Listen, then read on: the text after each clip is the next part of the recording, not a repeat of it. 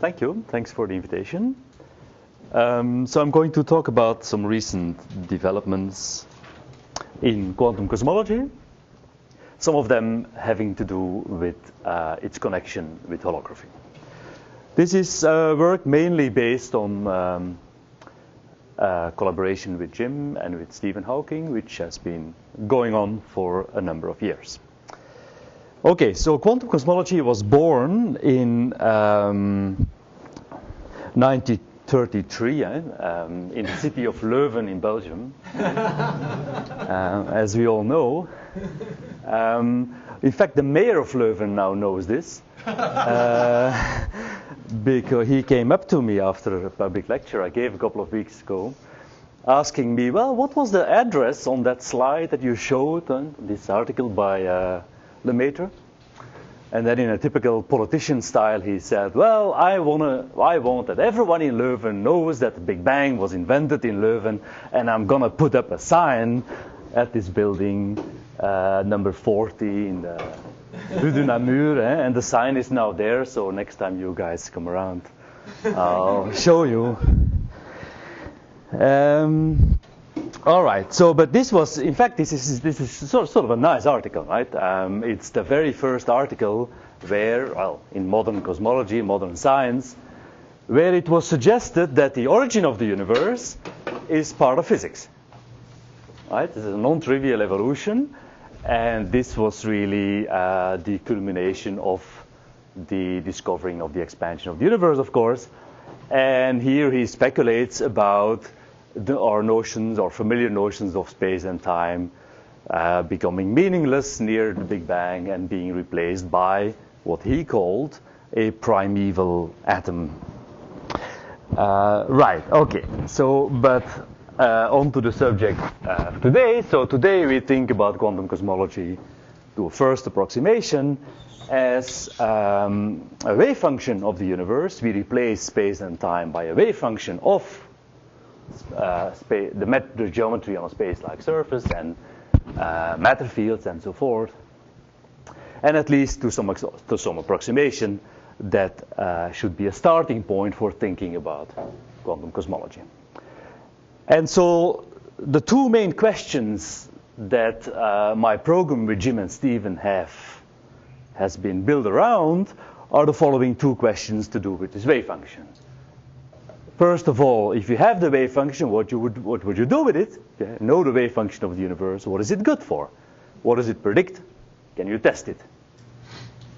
And then the second question, of course, is, well, what is its precise form? The traditional program in quantum cosmology, which started in the 80s with the work of Jim and Stephen, is semi-classical. Can we do better? Can we provide an accurate, precise description of what we approximately call a wave function of the universe? And clearly this is going to have to change. This is, in the way we now think about quantum gravity, this is a far too local object. It uses degrees of freedom like space-time, which are probably emergent and so forth. So there's a lot of work to do. So my talk will start with the first question and then evolve onto the second one. Okay, so we've been mainly working with a particular example of a model of a wave function of the universe, the no-boundary proposal, not only for historical reasons, but also because, as we will see, as I will explain, this seems to be the model, the example, which is in fact closely connected to holography and recent developments in string theory. What does it amount to? Well, it assigns an amplitude to a particular configuration of the metric and the matter fields on a space-like surface.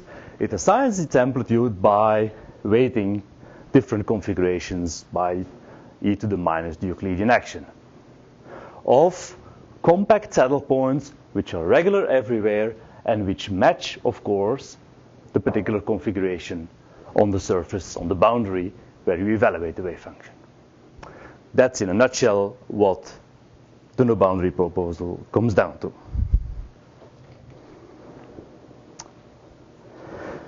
Those conditions, regularity everywhere, and reality of your argument, generally imply that the saddle points that you use to evaluate the no-boundary wave function will be complex.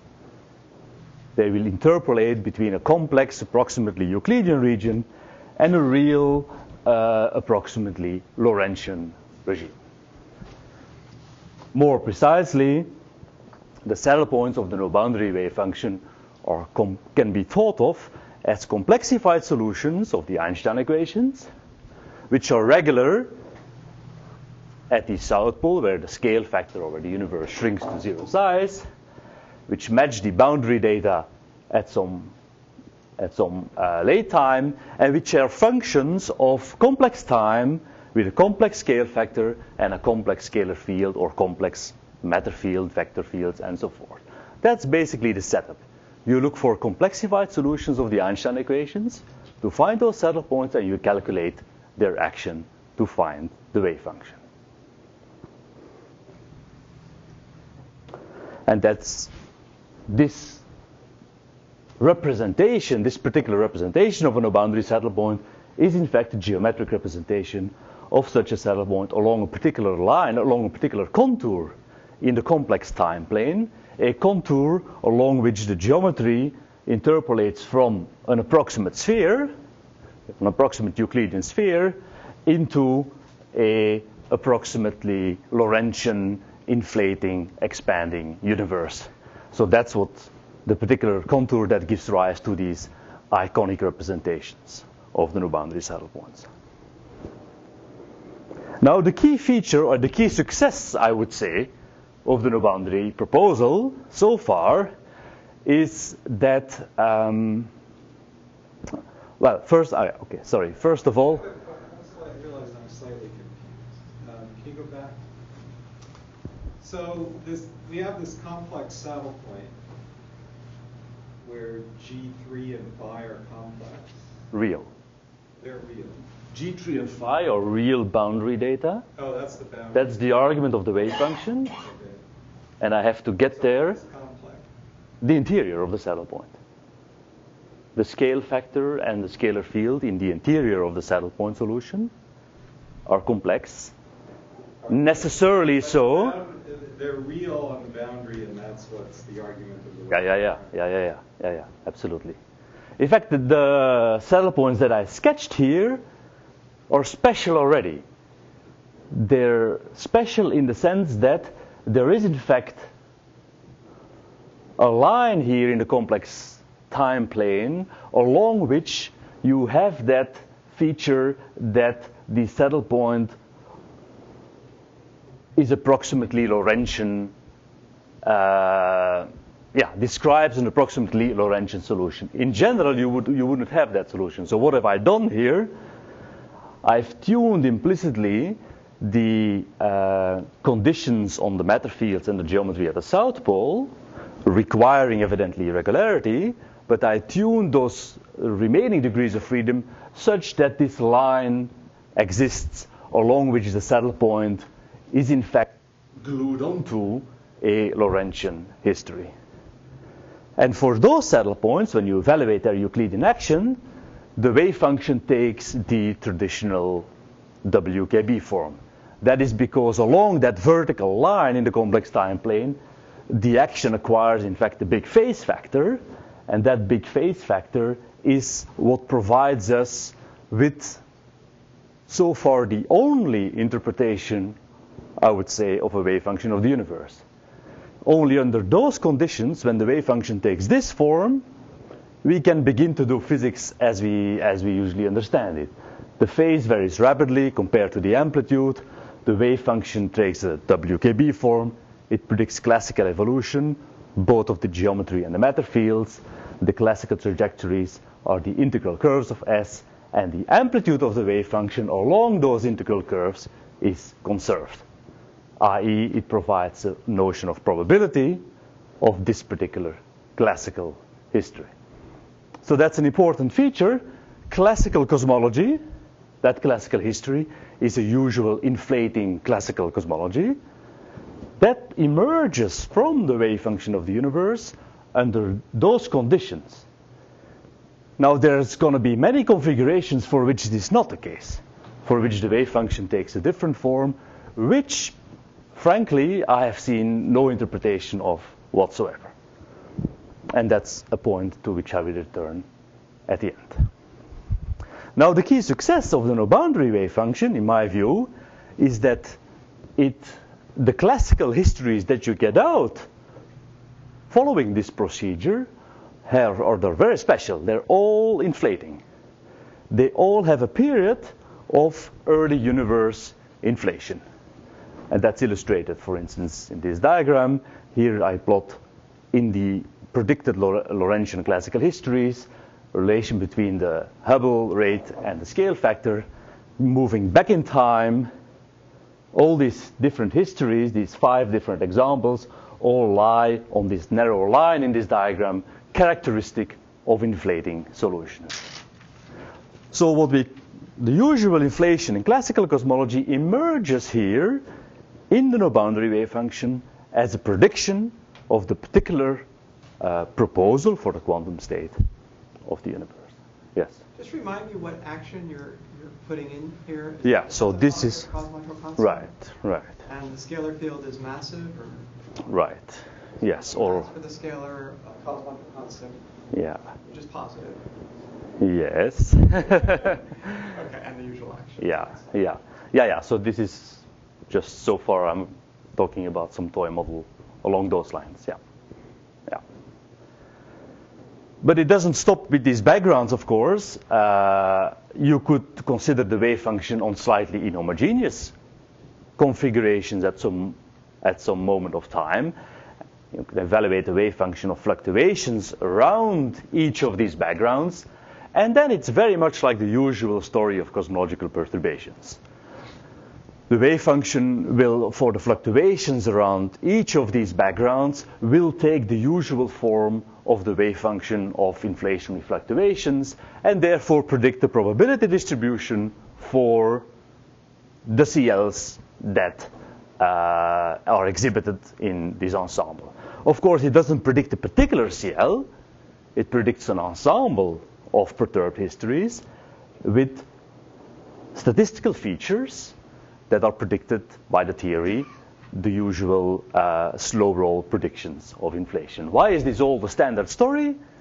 Well, in light in the context of the no-boundary wave function, it's the usual story because the regularity condition on the saddle points, which we started with, also puts the fluctuations in their ground state, and therefore the usual Bunch-Davies story ensues. But let's return to the backgrounds. That's really where the novelty, I think, and the power of quantum cosmology lies. And let's consider this slightly asymmetric scalar field potential, coupled to gravity, usually kinetic term, a small cosmological constant, positive, as you can see. And let's see what we now get. There will be an ensemble of histories, an ensemble of cosmologies rolling down from the right, labeled, for instance, by the different values of phi at the origin of the instanton, at the south pole of the saddle point. So you will get an ensemble of backgrounds associated with this side of the potential, and you will, evidently, get an ensemble of backgrounds associated with the other side of the potential. And around each of these backgrounds, you get the usual spectrum of fluctuations characteristic of either this or that shape of the potential. Now you see where a wave function is good for. In the absence of a wave function, you don't know what you should see. Right? You can roll down from the left, you can roll down from the right. The statistical features of the CMB are different depending on whether you roll down from the left or the right, so you don't have any robust predictions. And that is the level at which the wave function of the universe or quantum cosmology in general plays a role. Both of these classes are backgrounds, are histories, are universes that are predicted by a single wave function of the universe. And associated with each of these backgrounds is a certain amplitude. The A that I had in my previous slide. And for the no-boundary wave function, the amplitude is well known. It's the 1 over V factor. And that amplitude, that relative amplitude between these different backgrounds, is in fact the key feature that gets you going to make robust predictions in models like this. So how does that work? Well, the relation between the amplitude for the different backgrounds and their statistical CMBs and observations is a little bit subtle, because probabilities for observations, if you think carefully about that, are conditional probabilities. They're really correlations between an observable, different values of an observable, and an observational situation. The experimental setup, us, loosely speaking. Certainly in cosmology, it's important to include that observation system, because after all, this is part of the universe that you're describing. So probabilities or predictions for observations are governed by these conditional probabilities. Those are given in the ensemble of histories. This integral is an integral over the entire ensemble of classical inflating cosmologies predicted by the wave function, labeled by the value of the scalar field at the south pole, and all the values that characterize the perturbations at the south pole, and so forth. Whatever set of variables that labels your ensemble of universes is going in here, right? So by basis rule, this is given by the conditional probability is given by an integral over the ensemble of the probability that the observation situation exists, multiplied by the no boundary weighting. The no boundary weighting of all these different histories, which we discussed just a minute ago, for the background weighting and fluctuations and so forth. That first factor is what we call the top-down weighting, to contrast with sort of the bottom-up bare probabilities of the no boundary wave function. And it's what other people call the entropic selection factor. We didn't call it the entropic selection factor because they could be entropically related or not, firstly. And secondly, it arises in our framework not by any entropic principle, but it arises as a feature of a particular class of conditional probabilities that we consider.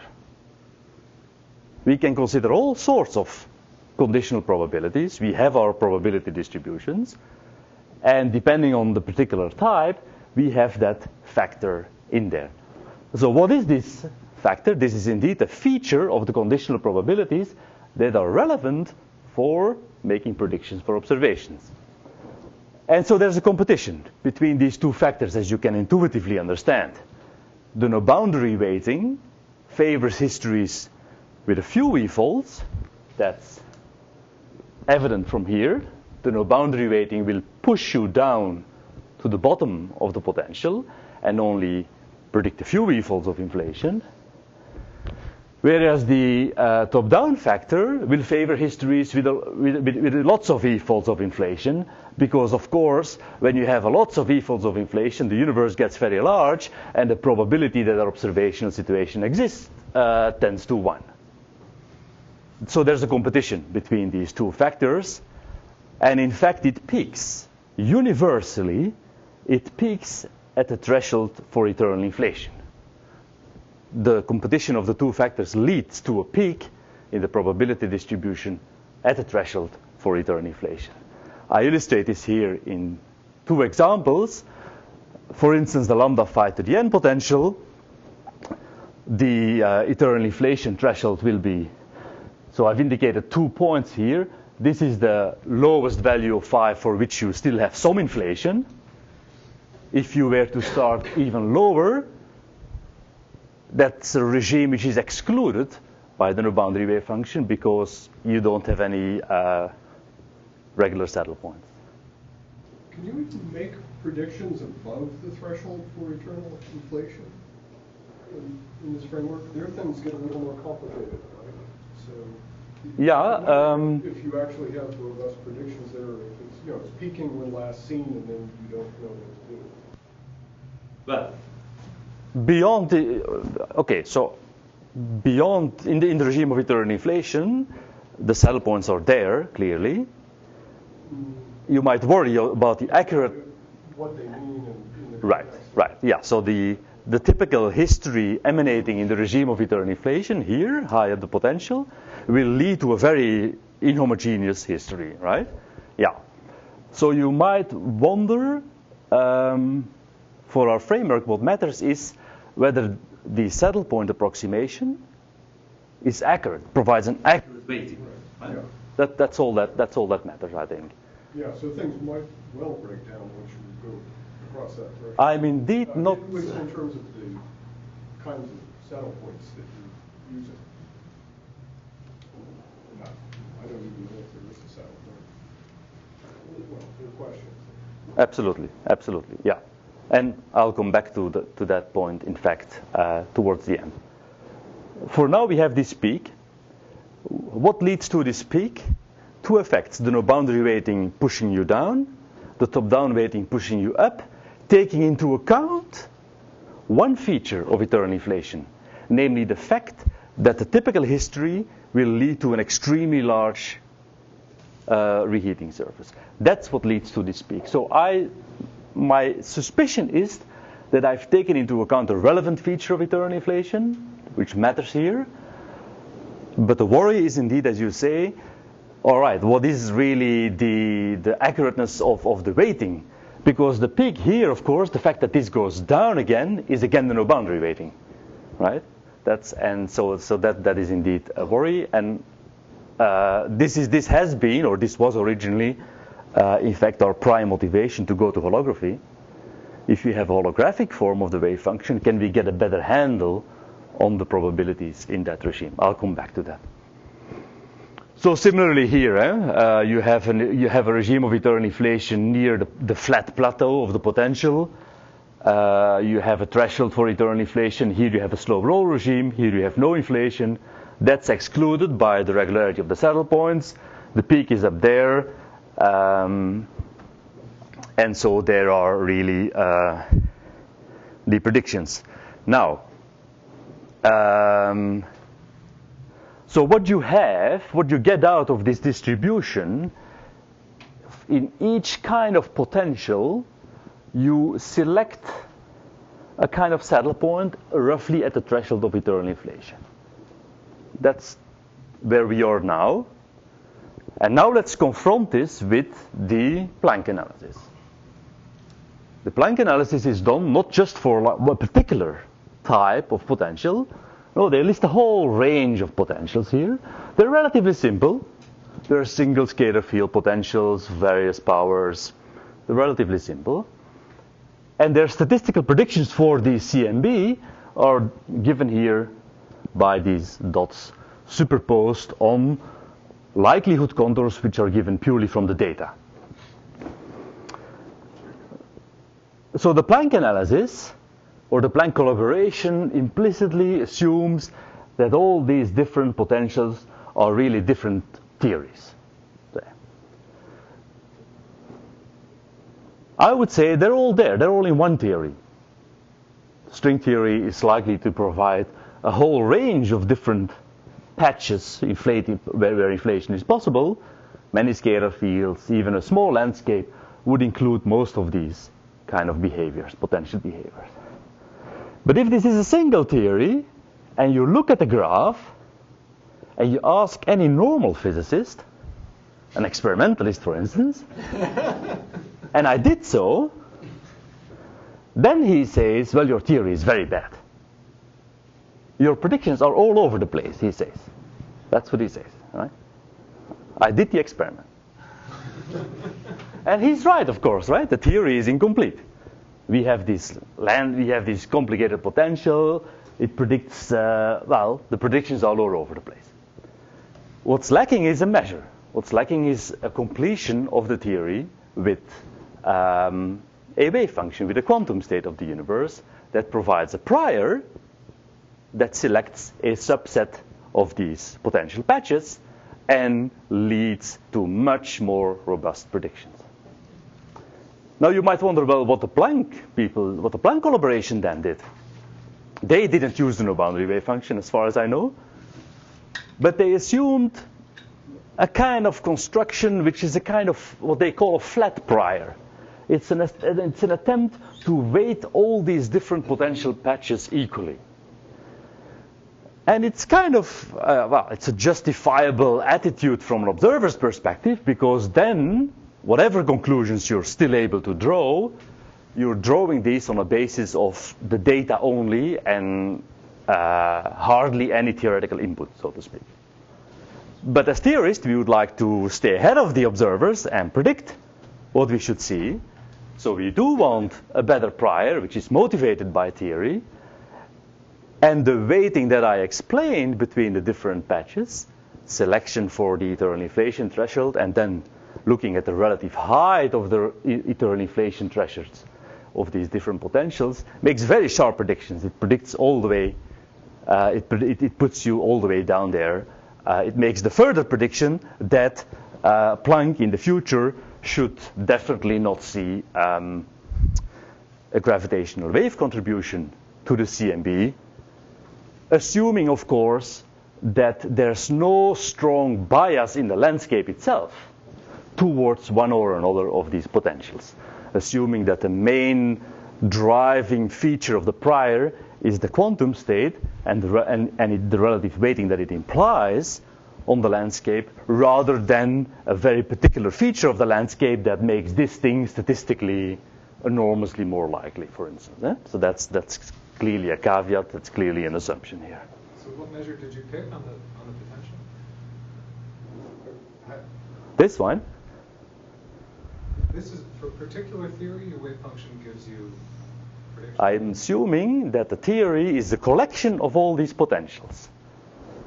I'm assuming a landscape theory with different directions in which the potential takes different shapes, and in each of those directions I calculate what are the cosmologies, what is the dominant cosmology in that direction, what is the weighting,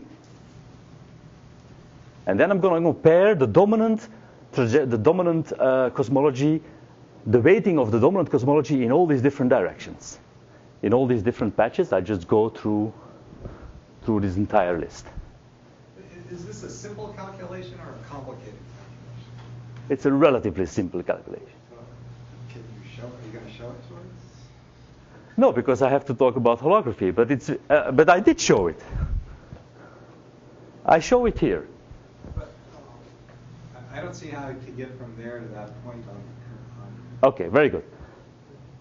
Take this potential. Look at the distribution, the top-down distribution. It's peaked around the cosmology at the threshold of eternal inflation. Now I'm reading off its value. Okay. There we go, 1 over V. Okay. Evaluated at the threshold. Yeah. That's the calculation, right? Because now I'm going to repeat this for all these different potentials that Planck considered. All right. And now how do I find out how do I get to the point on the next one? Associated with each of those potential is also the wave function of the fluctuations that predicts the statistical features, namely the tilt and the tensor to scalar ratio associated with that potential. So the second step is I'm going to look at, in all my series of potentials, I'm going to pick the history with the highest peak. Then I'm going to look at, what are the statistical features of the CMB fluctuations associated with that. So does that step pick out a particular potential? Yes. What is it? Of all the models here, it's the R-squared model. Where did R-squared come from? Formulated in terms of scalar field potential. The very flat scalar field potential of Starobinsky.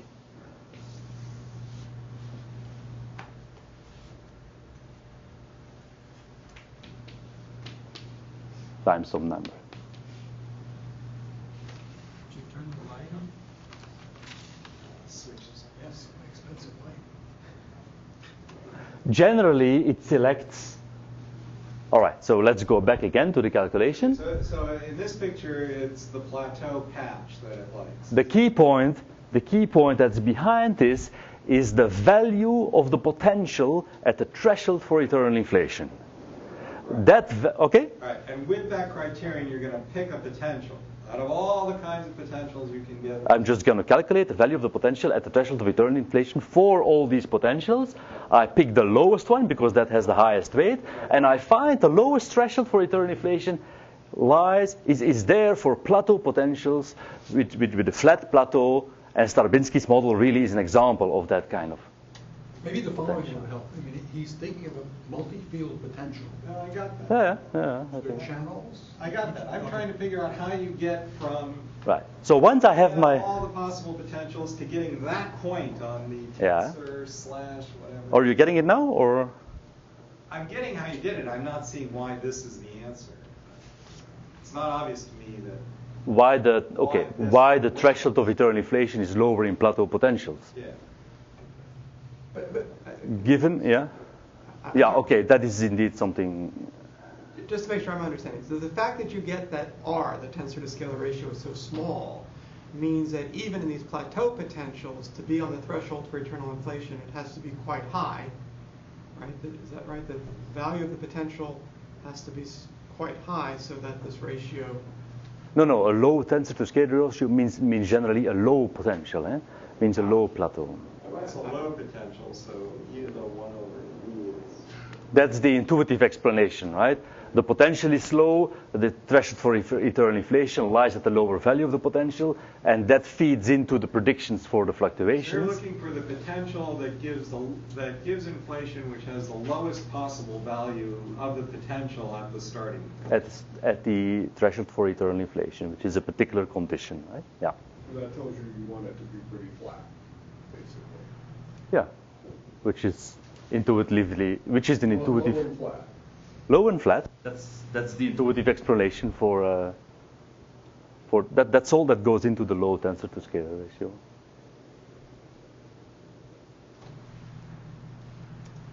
Satisfied? No. There's one major assumption that you should have asked about. I'm keeping something fixed here. It's a very simple model landscape. I'm keeping the overall amplitude of the fluctuations Q and the lambda at the bottom of the potential fixed. And in that simple model landscape, Part of your anthropic selection. you could view this, in this case, indeed, as part of the data D which you keep fixed, which you condition upon. Yes, exactly. It's with these conditions that there's such a direct relation, so it's a simple landscape, that there's such a direct relation between this threshold of eternal inflation and the selection of the background that comes with it, and our actual fluctuations or observations of fluctuations, which have to do with a much lower part of the potential, of course. There are many, many e-folds in between. But it's kind of intriguing that the whole weighting here and the predictions tell us something about a feature of the potential which is way up there. But of course, and by the way, the Planck collaboration did the same in this picture, right? Q and lambda are fixed. Huh? But you could generalize this. Okay, so as an illustration,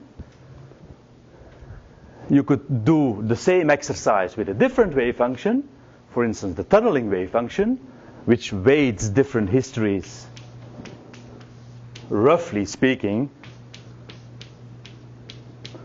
by e to the plus, the Euclidean part of the action, and you get a very different behavior. That will favor histories with a high potential value. And the top-down weighting isn't very different because the question we're asking is the same. And so that selects the power law potentials, which go up to very high potential values. This just to illustrate that once you implement even the simplest forms of something like a theory of the wave function of the universe, something like a prior, your predictions are much sharper and able to distinguish between different theories. Now, about this Q and lambda, you could consider more general landscape models in which also the overall amplitude of the fluctuations and the cosmological constant at the bottom varies. And then, of course, the game becomes much more intricate, much more complicated, much more difficult as well. But much more richer, because then, of course, you could look at the probability distribution for things like lambda and Q And that is a very similar exercise to the one that Weinberg and Ries and many people have been doing for many years. That is a quantum cosmological translation of what you know about those kind of entropic predictions, the entropic factor now not being a simple selection of eternal inflation, but the entropic factor now includes a non-trivial dependency on lambda and q, selecting certain subregions of values for lambda and q, because outside those regions, the probability for the observational situation goes dramatically down, it goes exponentially down. If the cosmological constant is too large, there are no galaxies. If the amplitude of Q is too high, the universe is full of black holes and so forth. But if you do the exercise that Weinberg and company did, again, you notice that their analysis is done with a flat prior. But in our framework, the entropic factor, which was all the focus on till now, the entropic factor is multiplied by the very same no boundary weighting that we have, that we have, of course. So that has again an effect. And in fact, it moves the prediction for with the flat prior. The flat prior predicts when Q varies a cosmological constant which is a few orders of magnitude too large. Weinberg's original argument didn't include the variation in Q, and therefore nicely came up with a value of the cosmological constant which is really rather accurate. But once Q varies, Weinberg's prediction is off by a few orders of magnitude. However, if you do the same exercise with the no boundary weighting, the prediction moves down again to where it was originally. And that is because, again, same exercise as what I did before, selection of eternal inflation histories and so forth. That's because the no boundary wave function has a pressure towards small q, and it's reasonably flat in lambda, because lambda is such a small value compared to the large potential at the threshold of eternal inflation. So again, it shows an intricate interplay between a proposal for the quantum state on the one hand and falsifiable predictions on the other hand.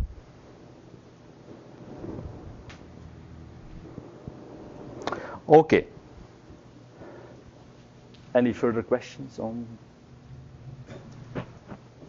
Good. Then I'm going to move on to second question. What is the precise form of the wave function? And this is really the holographic part of my talk.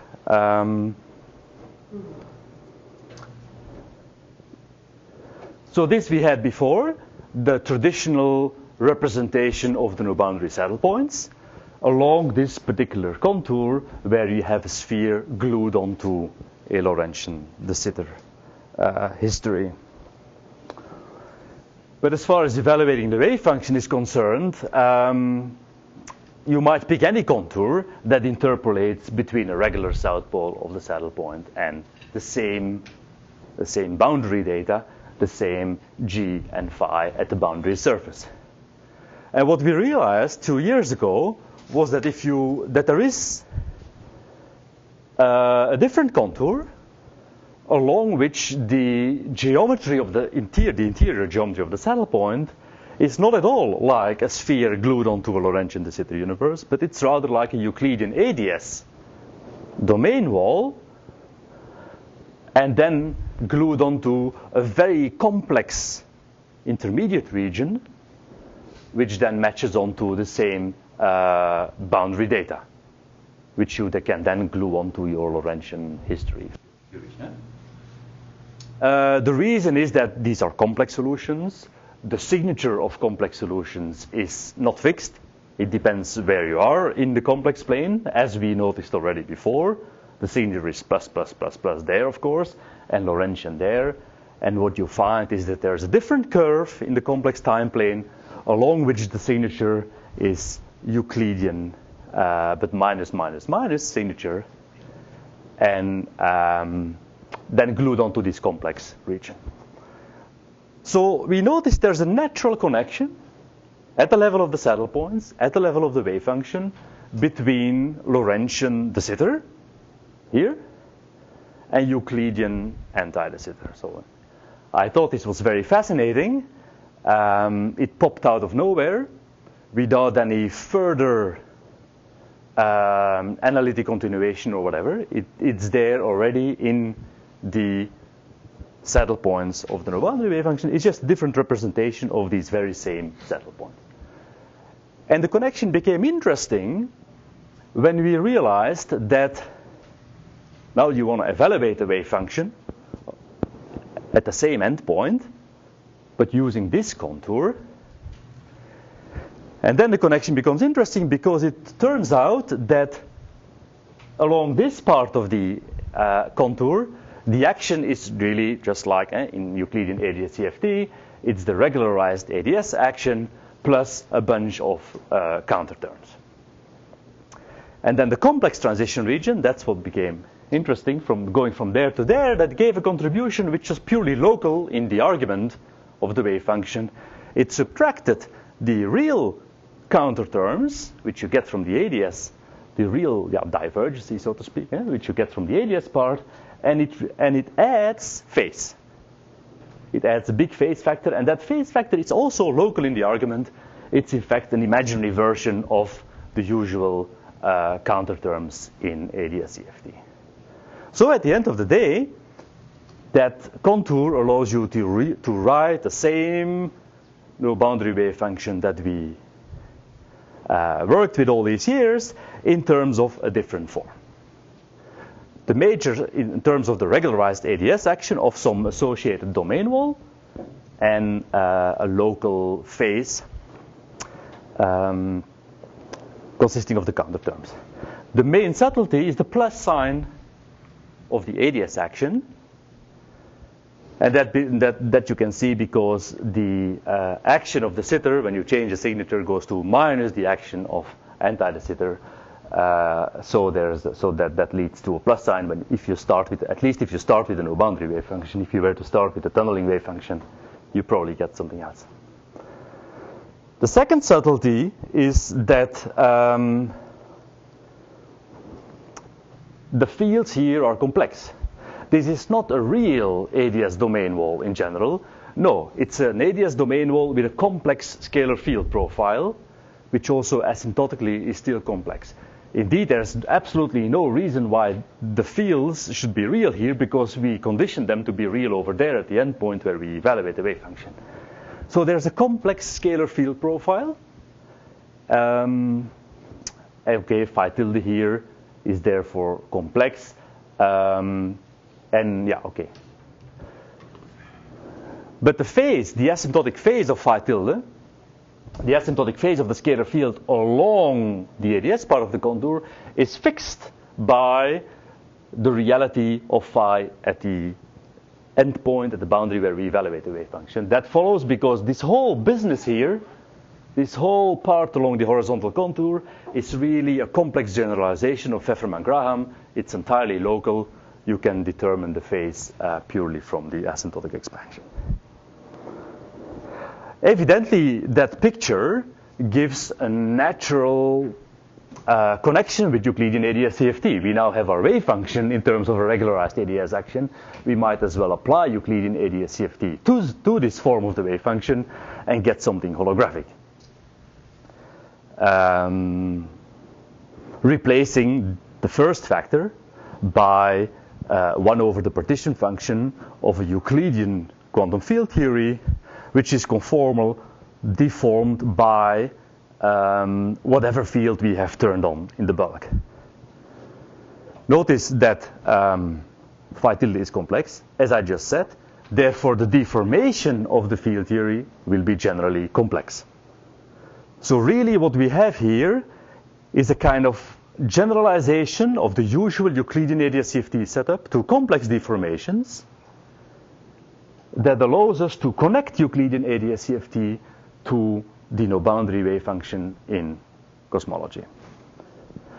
The connection between deformations of Euclidean partition functions and a statement about the wave function of the universe was first made, I think, by Gary and Maldacena in 2004, but was restricted to Euclidean universes because they were implicitly considering purely real deformations of the field theories. The second important point is that you might think, well, can I do this for any wave function, whatever?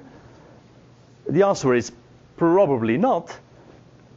Somehow the dual boundary theory encodes the no boundary condition. And this I find perhaps the most fascinating aspect of the whole connection.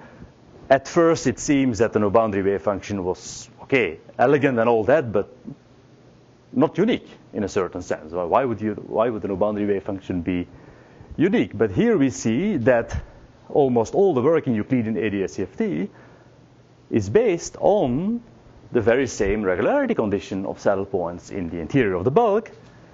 The boundary, the relation in the boundary theory, the relation between the deformation of the source and the expectation values of the operators, therefore encodes the usual no boundary condition in cosmology. So that, I think, is a very novel view, at least to me, was a very novel way of thinking about the no boundary wave function. You always think about the no boundary wave function as a kind of, loosely speaking, as a kind of initial condition.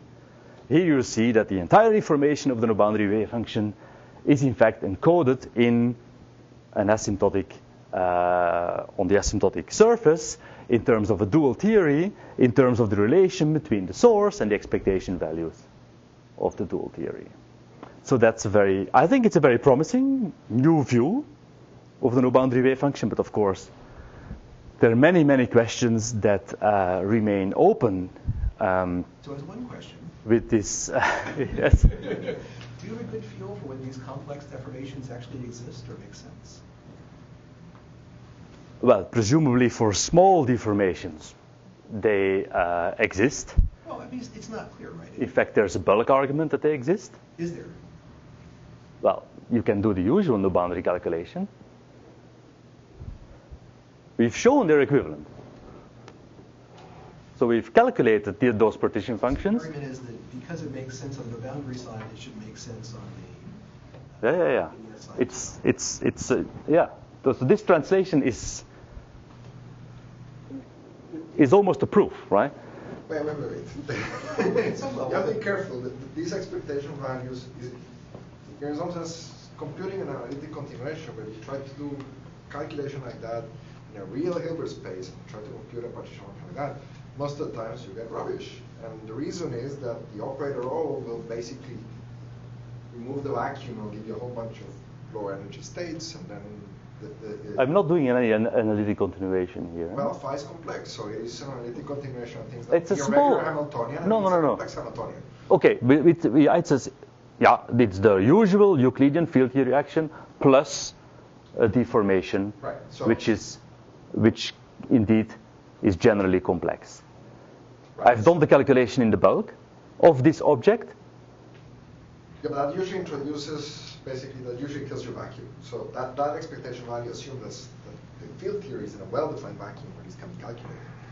And what happens is that if you basically make a potential that is unbounded from below, which can happen easily, then... Yeah. So my expectation, to come back to your question, is that if I make this thing too large, if I make the deformation complex and too large, that the partition function is probably going to blow up due to some sort of instability.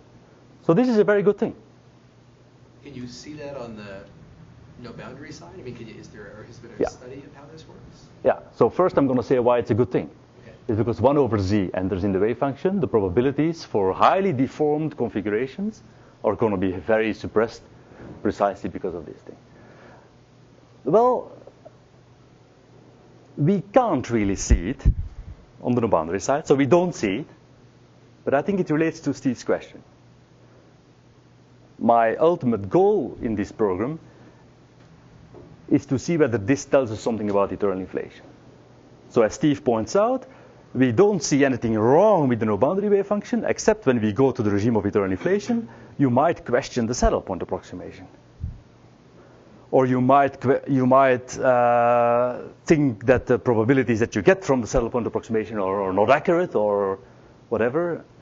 Well, maybe that has something to do with this, but I don't know at this point. I don't know. There being that there's clear danger here when this perturbation is large, and Yeah. large by corresponding Yeah. internal inflation. Yeah, exactly. There's clearly a lot more possibility, as David says, for this to blow up than what we do see now from the no boundary analysis.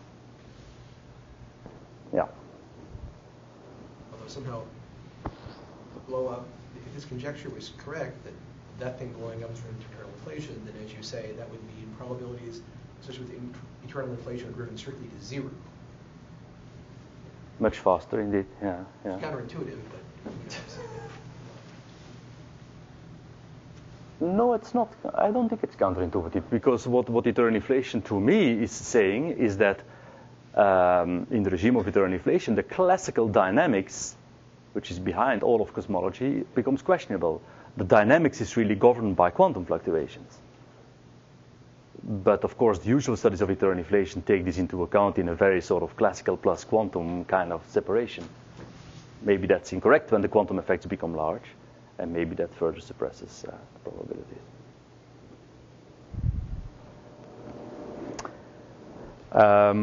Okay.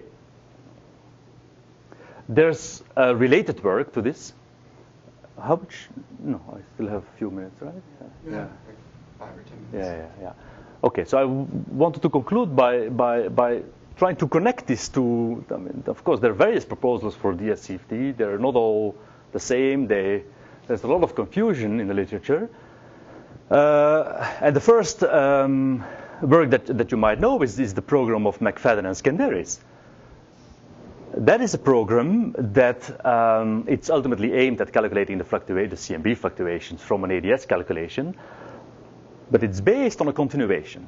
It's based on a map between one theory and another theory, between an inflating cosmology, a real Lorentzian inflating cosmology, and a real Euclidean domain wall. So you might wonder, well, how can this be compatible with what I've just been saying, that the scalar field profile is generally complex on the ADS domain wall that we find?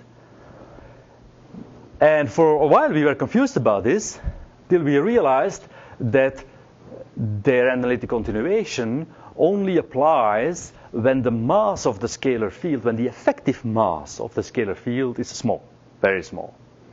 They have in mind a scalar field, high up a potential, an inflating solution with a very flat potential, almost no mass.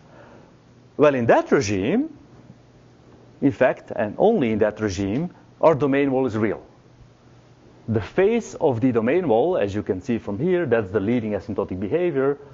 The face of when the scale factor A goes to IA, you generally pick up a face e to the I lambda minus pi over 2. But lambda minus goes to 0 when the scalar field becomes massless, rendering the domain wall real. So their framework does in fact emerge or can be incorporated in what we're doing, and it emerges as a particular limiting case, which is very relevant limiting case, because of course in inflation, high up the potential, the scalar field is approximately massless, and therefore their calculation of fluctuations in inflation is, I think, approximately valid. It's incomplete, of course, because it doesn't resolve the singularity of the classical universes, and it doesn't provide a wave function for backgrounds. The continuation is just at best providing you a calculation for the fluctuations, CMB correlators from ADS. Okay, there are various calculations of the wave function of the fluctuations. Forget about the backgrounds and all that. They all apply in inflation or in pure de Sitter space, where indeed our domain walls are real, and so those calculations are, I think, correct. You can extend our framework to vector fields. Start with de Sitter, start with an action involving scalars and vectors. Translate or use the complex generalization of Efferman-Graham to see what kind of domain wall you get here, and you'll find, just like the scalars, that the vector fields on the ADS side are generally complex. In fact, the vector fields behave very much like conformal scalars, as you expect, of course. Another set of connections has to do with, or potential connections, has to do with the higher spin duality, the higher spin DSCFT framework, which is very similar in spirit.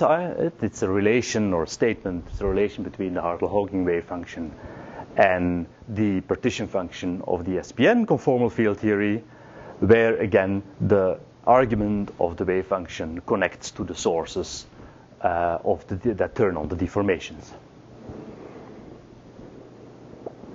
Now, initially, this duality in the DSCFT form was motivated or derived, almost so to speak, by a continuation from a similar duality in ADS. But once you turn on deformations, you lose that simple picture. Again, with deformations turned on, it's not longer a simple continuation from the ADS duality. It's genuinely, it stands on its own. The partition function is with a finite deformation, not simply related to the one in ADS. But perhaps somewhat worrying, more recent work on this duality, very much in the spirit of wave function of the universe, i.e. turning on finite sources, has revealed a whole set of divergences. If you include squashing of the boundary sphere, or if you turn on a mass deformation, or even if you consider the duality on S2 cross S1 boundaries, there are a whole set of divergences. What do I mean by divergences? It's that the wave function, the mod squared or a partition function, has a distribution as a function of one of these sources, which seems not normalizable. So that is a potential problem, of course. If you don't have a normalizable distribution, then you don't have a starting point to make any predictions. And it's important to understand whether this is a feature of the higher spin theory, or whether there's something more general going on and wrong with this general framework of the CFT. And so in Leuven, we have been interpreting these various divergences. And so we've looked at these two. Of course, you can't do this in the higher spin gravity because there's no action. But you can. So the proposal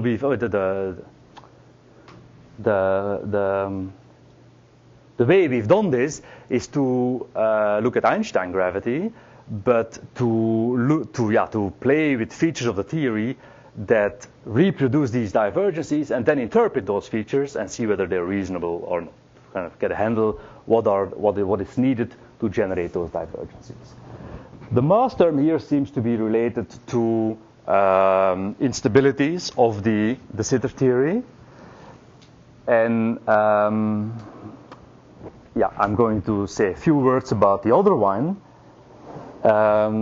which is sort of the result that if you put a field theory on an S2, if you consider saddle points within an S2 cross S1 boundary, and so you have an overall radius, and then you have a beta, an extra degree of freedom, which relates the relative sizes of the sphere and the two sphere, or the circle and the two sphere, and the wave function is then a function of beta and RC. So the statement of the divergency is that the mod squared, the wave function, the probability distribution as a function of beta is not normalizable, which is surprising. And in fact, in those papers, the statement is made that, well, this also occurs in Einstein gravity, which is, of course, even more worrying for any quantum cosmology program, really. And so we looked into that. You look again at the saddle points, you impose regularity, you get a whole bunch of saddle points. Regularity at the south pole fixes most of the, so you have two scale factors now. It's a model essentially with two scale factors and one free parameter at the south pole, which can again be complex. And the value of that parameter is going to be is determining beta, is determining the argument of the wave function. So you can solve this system exactly for all RC and all beta. This is just an illustration of it. This is the complex values of R naught, the one free parameter at the south pole, for different values of beta and as a function of the overall radius of the boundary surface. So you pick a point here, and that corresponds to the saddle point that evaluates the wave function for a given value of its argument. And the entire set of points provides you with all the saddle points involved. So is there a scalar field in that case? No, in this there's even no scalar field, no. So these are Euclidean black holes? Complex versions. Complex versions. Where the S1 goes to 0 in the interior, right? And there's You maintain symmetry about the S1 and about the S2? Yes. Yes. And the S1 pinches off? Yes. The S2 pinches off? The S1 pinches off. And that implies, yes, and that imposes a condition on the size of S2. So it sounds Irregularity. like the analytically, well, they're complex black holes. Yeah. The real ones are continuations of black holes. Sure, yeah, absolutely. Yeah. These are just complex versions of black holes. Then you substitute these in the action. What you find is that if you substitute this in the tunneling wave function, you get these divergences for small beta, i.e. for a small S1 boundary compared to the size of the S2. That's the divergency found in these recent papers. If you substitute this in the no boundary wave function, the distribution is perfectly convergent. What is the definition of the tunneling wave function? It's there. That's the definition of the tunneling wave function. The tunneling wave function is defined as a e to the I. Yeah, the tunneling wave function is defined by a Lorentzian condition, really. So if you think about the Wheeler-DeWitt equation, then there's a potential in the Wheeler-DeWitt equation, right, which sort of sets the classically forbidden region. Then the tunneling wave function is really defined by a Lorentzian kind of outgoing wave condition. And generally the WKB matching conditions will imply that in the forbidden region, the wave function will be a combination of these two terms. The no-boundary wave function is the opposite. It's defined by a regularity condition in the forbidden region. And generally you get a combination of waves in the Lorentzian region. For one reason or another, I don't really understand the details, they substituted this in the tunneling wave function, I think because they started with the Lorentzian action and so forth. And they ended up finding a divergency. But if you do the analysis properly in Einstein gravity, okay, in Einstein gravity, then you do find that the distribution over relative sizes of the S1 or over the S2 is perfectly convergent. So is the interpretation that this... Right. Very good point. What is the interpretation? So, yeah, I don't understand the details, but so I discussed this with some of the authors, and they say, maybe it comes down to a choice of boundary conditions. Okay, so they did a dual calculation, right? They clearly, right? And Like, is this the convergent or do you cut off beta? no, I don't. The e to the minus 16 pi cubed over 27 beta squared. That's okay near beta equal to 0, but what happens? Oh, this is only for small beta. The large, it's convergent. The large beta regime looks completely different. Okay. I'm only plotting this for small beta because that's where the original divergences were. Yeah. I'm not sure, Don, but it's an interesting question. I'm told it has to do something with a choice of boundary conditions, periodic or anti-periodic on the fermions in the dual. But before you get there, at least, it appears that this dual that they were studying is dual to this tunneling wave function as opposed to being dual to this Hertog wave function. with a particular choice of boundary conditions on the fermions. They claim they have another choice, the choice they could have made that also would make the dual distribution look much more like this. But I do not know the details of this. Can we fix all their other divergences as well, or just this one? I don't know. Yeah, that's a good question. Yeah. I don't know.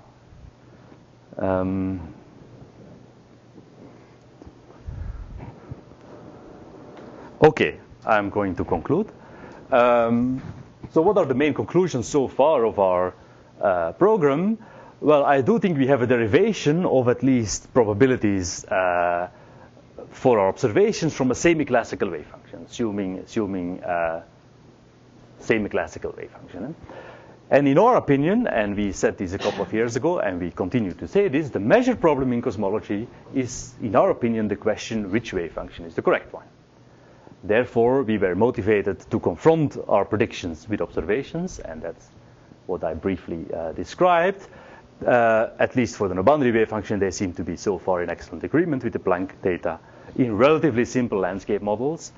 And the observation of a possible tensor contribution to the CMB maybe provide a very important falsification of this idea.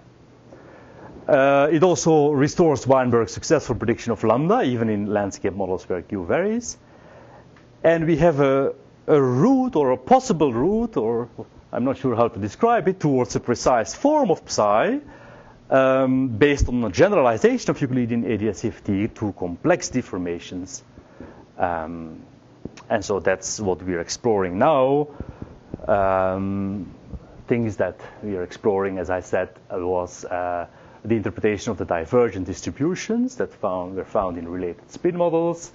The related questions, whether we are actually really having a unique wave function from a dual perspective, and if so, which one? And the more general question, which I didn't even touch upon here, is, well, what is the space of deformations and topologies that should ultimately be included? That's a question which we're, with these projects, just beginning to explore, really. I briefly touched on this, whether the holographic form ultimately can provide a better handle on the probability distributions in regime of eternal inflation. And then there's the minor detail that I didn't discuss. We also have to include at some point the radiation and matter eras. So we are connecting these inflating histories to asymptotic de Sitter histories here, but they never really stop inflating in most of these models. We have to, if we're really serious about translating the no-boundary wave function in terms of asymptotic terms, well, then you have to reproduce this intermediate phase as well, of course, where the expansion slows down, and very little work has been done on that point. Thank you.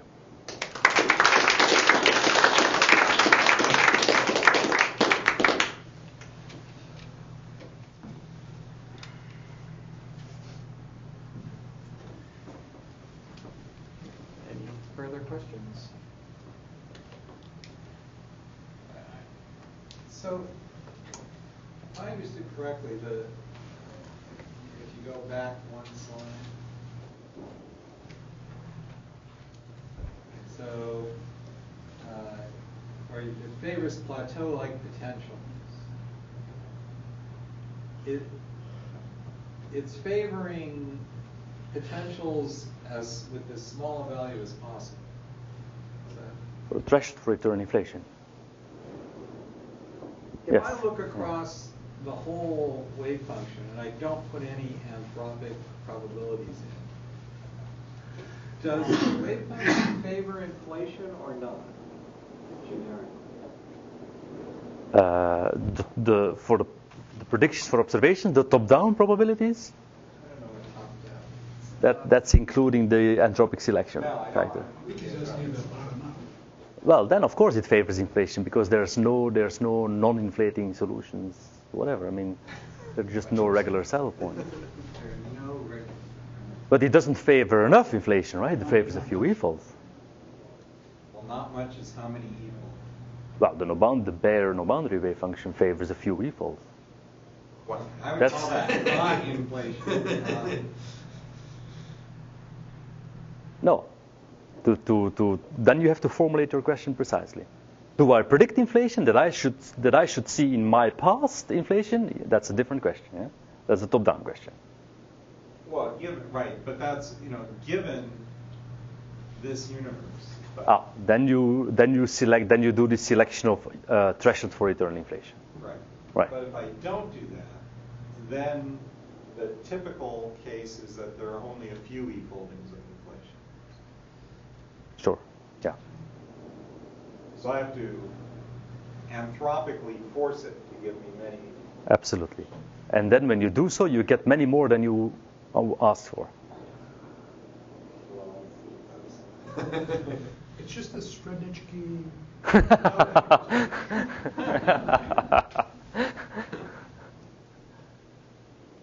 are more places for us to be, bigger one.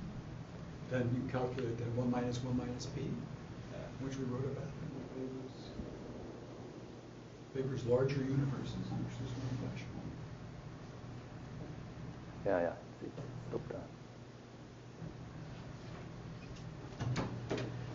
Okay. Let's thank Thomas again.